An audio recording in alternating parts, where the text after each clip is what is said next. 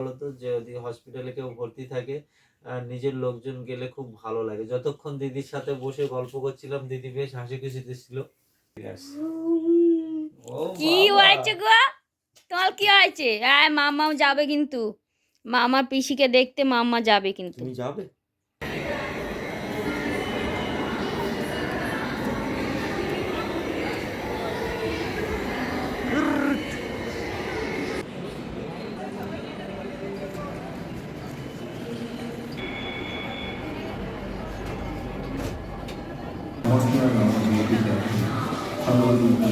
বুঝেছো? হ্যাঁ,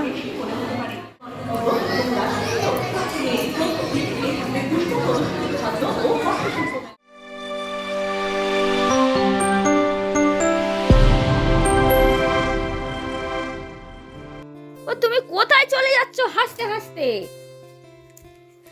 good morning, good morning বলতে হচ্ছে গুড মর্নিং বলবা। ভয় পাচ্ছি চোখ দেখে কিন্তু Bachchu. Good morning, good morning. আচ্ছা ঠিক আছে। গুড মর্নিং বলেছো? হ্যাঁ গুড মর্নিং বলেছো? ওদের সঙ্গে গুড মর্নিং বলেছো? গুড মর্নিং সবাইকে, গুড মর্নিং। মামামের তরফ থেকেও গুড মর্নিং। ও মেয়ে ডাকলো তোমাকে? মেয়ে কোথায় গেল? সে মেয়ে কোথায় গেল? দাদুর বাড়ি চলে যাচ্ছি মামাম, টাটা।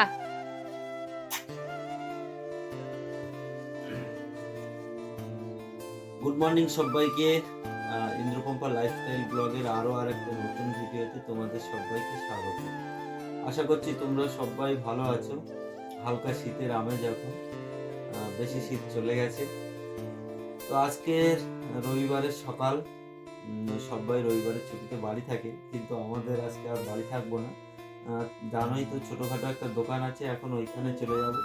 আর সব থেকে বড় কথা, তোমাদের কালকেও বলছিলাম যে দিদিকে দেখতে যাব, যেহেতু দিদি, মা, জামাইবাবু সবাই আছে পিজি হসপিটালে। তো আজকে সেইখানে যাওয়ার পালা। শুনেছি কলকাতার সব থেকে বড় হসপিটাল হচ্ছে পিজি হসপিটাল, যেখানে বড় বড় ডাক্তাররা বসে। তো আমরাও আজকে সেইখানে যাব, কোনোদিন যাওয়াও হয়নি। মাম্মামকে নিয়ে যাওয়ার কথা অনেকবার হয়েছে, কিন্তু এত বড় এরিয়া যে আমরা তখন প্রথমের দিকে অতটা চিনতাম না। তো আমরা আজকেও যাব, সর্বপ্রথম আমরা আজকেই পিজি হসপিটালে যাব। তো চলো দেখতে থাকো। আজকে আপাতত এখন এই পর্যন্ত থাকছে, আবার পরে ফিরে আসছি। কি হয়েছে গো? তোমার কি হয়েছে? মামা যাবে কিন্তু, মামার পিসিকে দেখতে মাম্মা যাবে কিন্তু। তুমি যাবে? তুমিও যাবে? আচ্ছা আচ্ছা, নিয়ে যাবো নিয়ে যাবো নিয়ে যাবো নিয়ে যাবো। সব জবটা পাপ্পা দিয়ে দাও, জবটা পাপ্পা দিয়ে দাও। এই গালে দাও, এই গালে দাও দাও। সবাই বলো দেখতে, বলো না দিলে বলো, আর তোমাকে বলে নেবো না। দেবে না তো? ও তুমি দেবে না তো? পাপ্পা দেবে না তো? বল বল। আর এদিকে দেখো, এই যে আলুগুলো, এখনকার আলুগুলো বালি ভর্তি থাকে, ওই জন্য ধুয়ে নিয়েছি। আর এখানে দেখো টুকটাক গোছানো হয়ে গেছে, বাসনপত্র তো সব মাজা কমপ্লিট। আর এখানে অল্প কটা আলু বেশি ছিল, সেগুলো এখানে রেখেছি। তো যাই হোক, আজকে আর রান্নাবান্না কিছু করব না, বাইরে খাবার দাবার খেয়ে নেবো। আর মাম্মামকে মা দেখবে। তো আমি দোকান যাওয়ার জন্য রেডি হয়ে গেছি। আর ওদিকে মামার জন্য একটু গরম জল করে দিলাম, সেটাই ও খাওয়াচ্ছে। তো চলো বেরোই এখন। আজকে সারাদিন শুধু রাস্তায় কাটবে, বুঝতে পারছি। বাড়ি আসতে আসতে সেই 12টা 1টা বেজে যাবে। তো চলো কি শেয়ার করতে পারি না পারি দেখি। এখন তো আপাতত দোকানে যাওয়া যাক। আসলে হসপিটালে ভিজিটিং হওয়ার হলো সকাল 8টা থেকে 9টা নাকি? আচ্ছা, সকালে 8টা থেকে 10টা, কিন্তু সকালের টাইম আমরা ধরতে পারবো না। বিকেলবেলা 4টে থেকে 6টা পর্যন্ত ভিজিটিং আওয়ার আছে, ওই টাইমটাই আমরা যাব।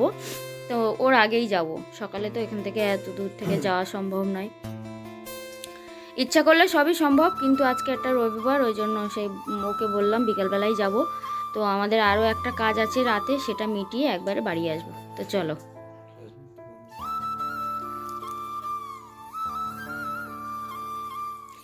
বক বক করা হয়ে গেছে তারপরে। চলো আবার যাই ক্যামেরার সামনে দিয়ে।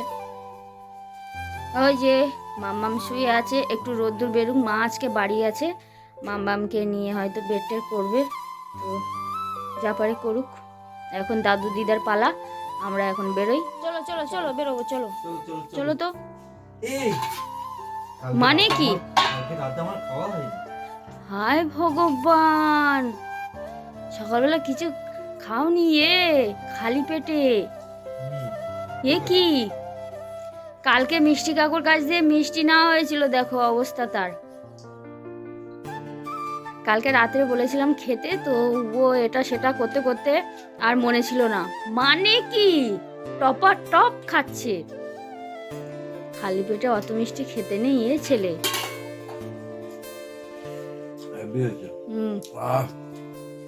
কালকে অনেকবার বলেছি রাতে খাওয়ার পরে খেয়ে নাও খেয়ে নাও, খায়নি। এখন ওর মনে উঠেছে এখন মিষ্টি খাবে, খেয়ে নিল। মিষ্টি ভক্ত খুব, আমার মামাটাও সেরকম। এই যে তোমরা শুধু বলো মেয়েরা বক বক করে, ক্যামেরাটা তাড়াতাড়ি অন করতে পারলাম না বলে বকেই যাচ্ছে বকেই যাচ্ছে। ও একা একা নাকি সংসারটা সামলাচ্ছে, আর মামা আর আমি কি করছি তাহলে?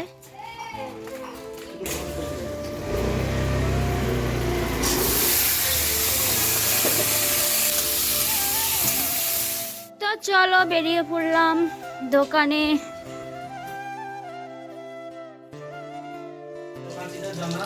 না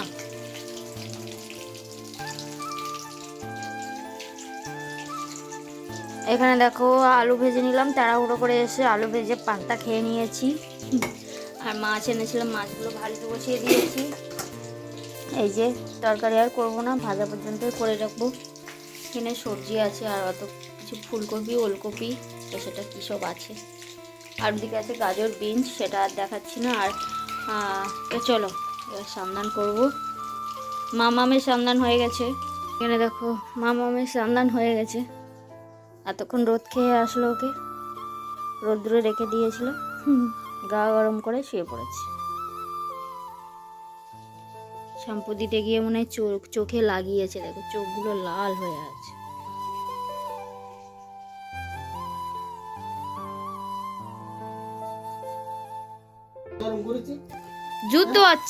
যুদ্ধ আছে জামা পরাতে গিয়ে, শেষ পর্যন্ত বাবার যেতে হলো জামা পরাতে।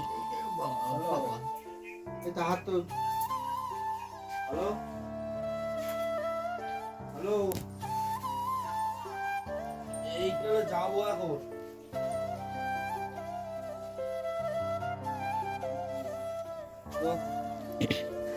বাজার থেকে চলে আসলাম সকালবেলা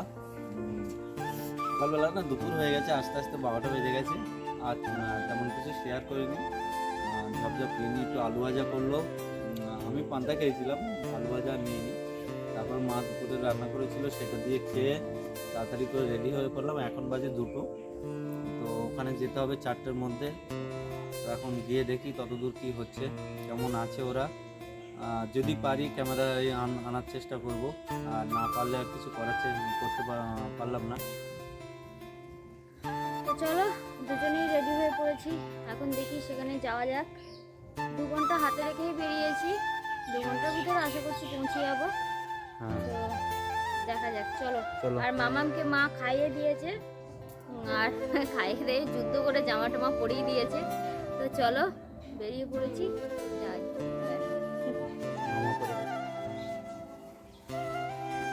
আর আমাদেরও একটা কাজ আছে বলছিলাম, সেই কাজটা একবারে মিটিয়ে আসবো, মানে ওই দোকানের জিনিসপত্র কেনা আর কি, ওই জন্য ব্যাগপত্র সব নেওয়া হয়েছে, তাই তো। চলো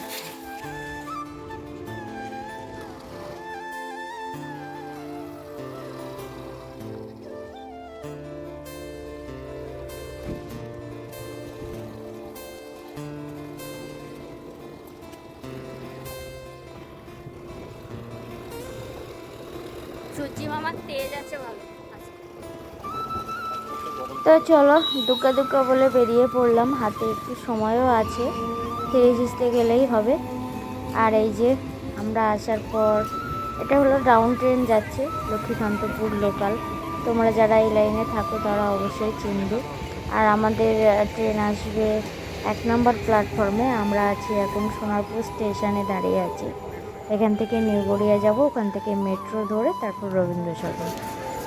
তো চলো ট্রেন আসুক, ওয়েট করছি ট্রেনের।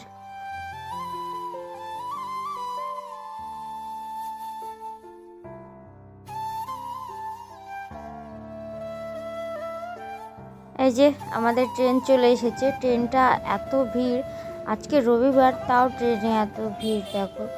আর এরপরে ট্রেন অনেক দেরিতে, এটাতেই উঠতে হবে। তো চলো নেমে পড়লাম আমরা নিউ গড়িয়া স্টেশনে। এখান থেকে যাব মেট্রোতে করে।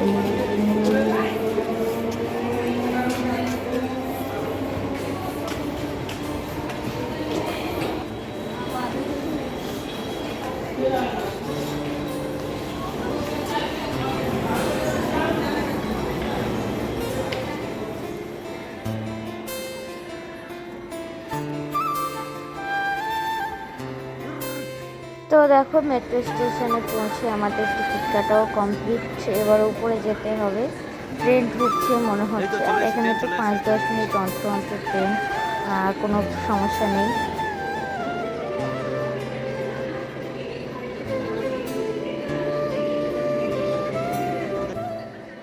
আর এখানে একটা দেখো ঘটনা ঘটেছে। আমরা অনেকক্ষণ ধরে দাঁড়িয়েছিলাম, ট্রেনের দরজা আর খুলছে না। কতক্ষণ ওয়েট করে আছি, দরজা খুলছে খুলছে করে। তো অনেকক্ষণ দাঁড়ানোর পর তারপর প্রায় 10 থেকে 12 মিনিট পর ট্রেনের দরজাটা খুলেছে। হ্যাঁ, আমরা তো ওয়েট করছি কখন খুলবে কখন খুলবে।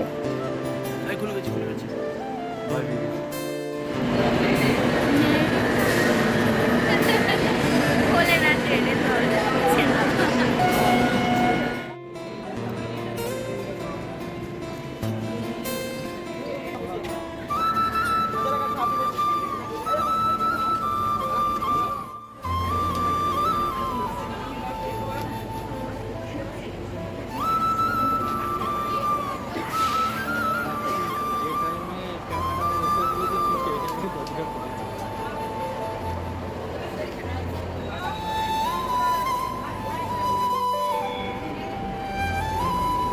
আর এখানে দেখো সব স্টেশনগুলোর নাম দেওয়া আছে, কোন স্টেশনের পরে কোন স্টেশন আসবে।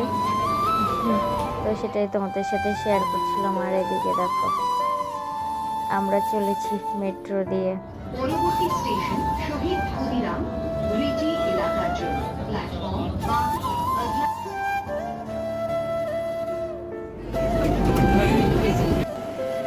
পৌঁছে গেলাম আমরা রবীন্দ্র সদন মেট্রো স্টেশনে। এই মেট্রো স্টেশনে নামলে কাছাকাছি হয়, এটাই আর কি পিজি হসপিটালের কাছাকাছি মেট্রো স্টেশন। তো চলো আমরা যে ট্রেনে আসলাম ট্রেনটা বেরিয়ে গেল।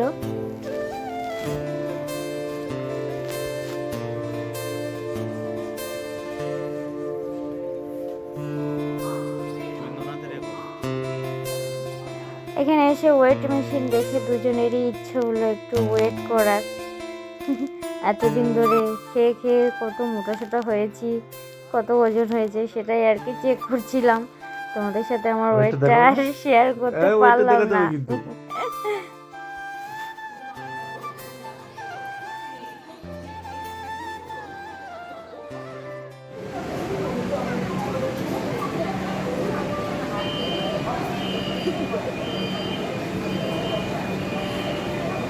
69 তারও রিসিভ দেবে, ওই যে রিসিভ দিয়েছি না।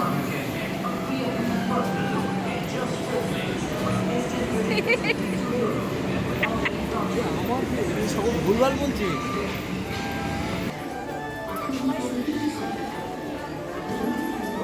এবার তুমি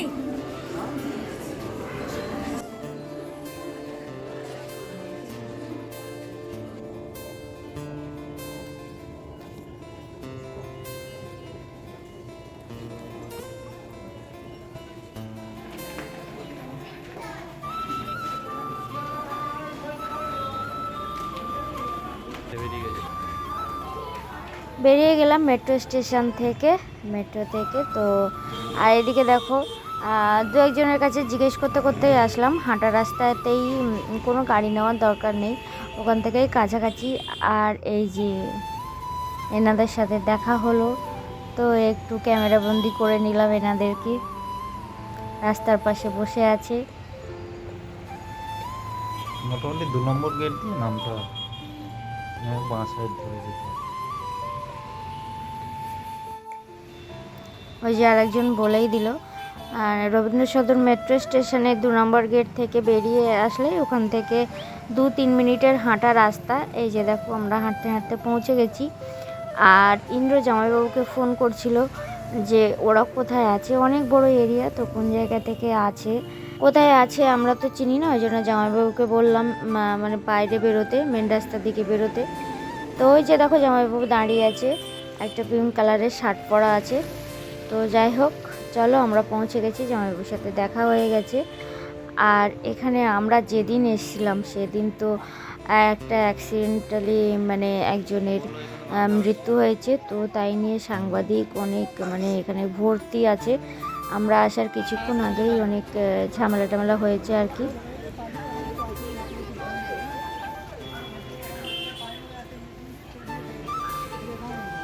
হ্যাঁ,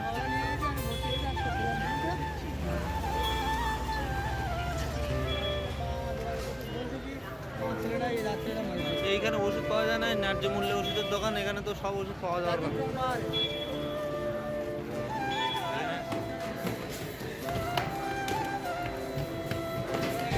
হসপিটালের ভেতরে অনেক ভয়ে ভয়ে ভিডিও করেছি, শুধুমাত্র তোমাদের সাথে একটুখানি শেয়ার করব বলেই ভিডিওগুলো করেছি।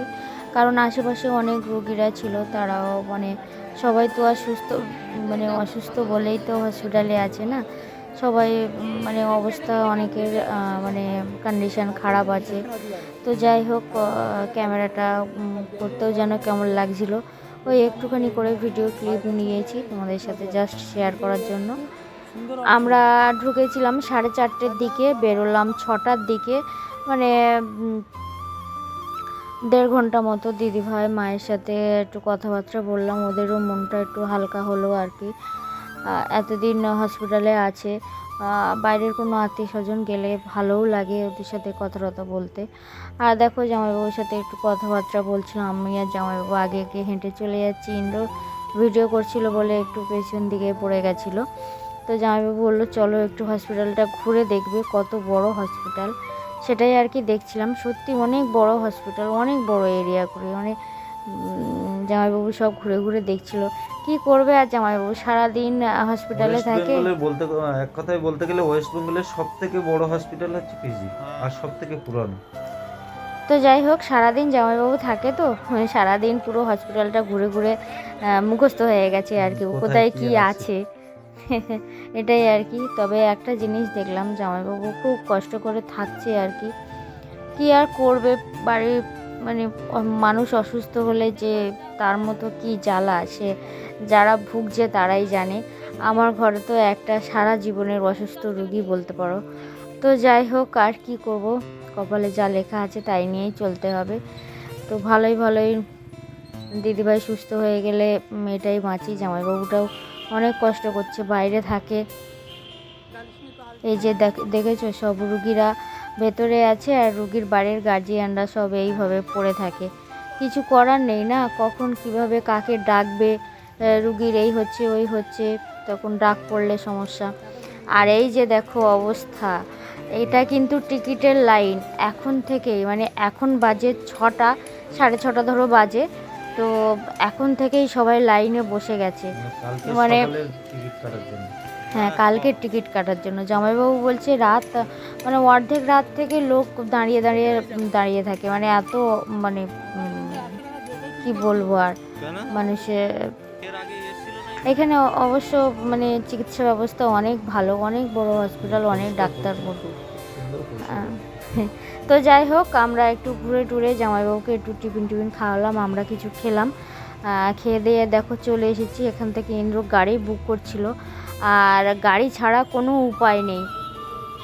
মানে এখানে শিয়ালদার যে বাসগুলো যাচ্ছে, তো আর আমরা এখন যাব শিয়ালদায়, একটা দরকার আছে। দরকার বলতে তোমরা জানো আমাদের দোকানে জিনিসপত্র কিছু কেনার আছে, ওই জন্য যেতে হবে এখন শিয়ালদাতে।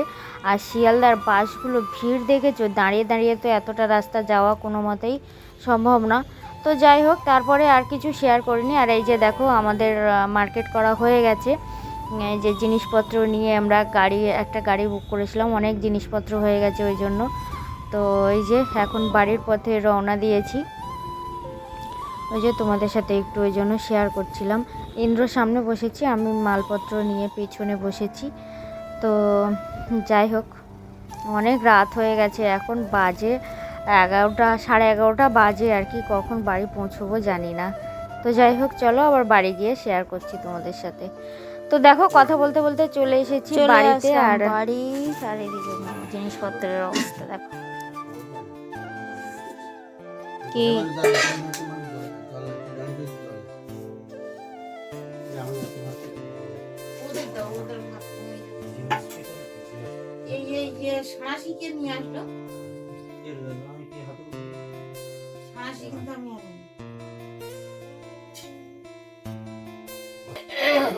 হসপিটাল থেকে আমরা বাড়ি এসেছি কটার সময় দেখো, 12:30 বাজে।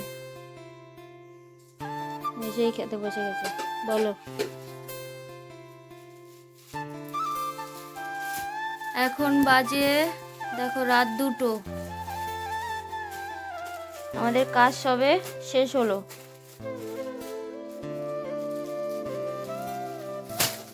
ব্যাস, এটাই লাস্ট।